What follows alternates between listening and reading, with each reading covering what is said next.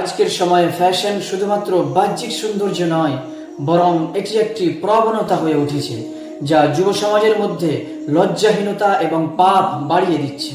এই ভুল ফ্যাশন আমাদেরকে ইসলামিক নৈতিকতা থেকে দূরে নিয়ে চলে যাচ্ছে, অথচ ইসলাম আমাদেরকে বলে যেন আমরা লজ্জা ও শালীনতা রক্ষা করি। Fashion without limits lead to moral corruption and lose of dignity.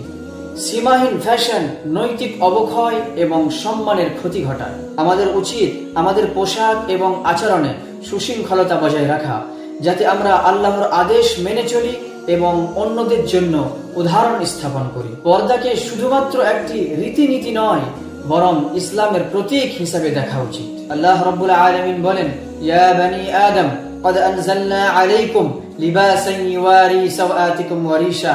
হে আদমের সন্তান, আমি তোমাদের জন্য এমন পোশাক নাজিল করেছি যা তোমাদের লজ্জাস্থানকে ঢেকে রাখে।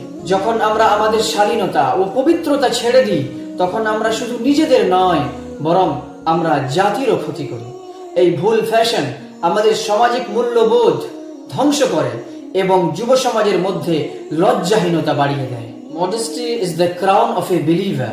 It should be preserved at all cost. লজ্জা হলো মুমিনের মুকুট, যা সর্বদা রক্ষা করতেই হবে। আসুন আমরা এই দুর্নীতির বিরুদ্ধে আওয়াজ তুলি এবং আমাদের যুব সমাজকে সঠিক পথে ফিরিয়ে আনি, যেন তারা সম্মানিত হয়ে ধার্মিকভাবে জীবনযাপন করতে পারে।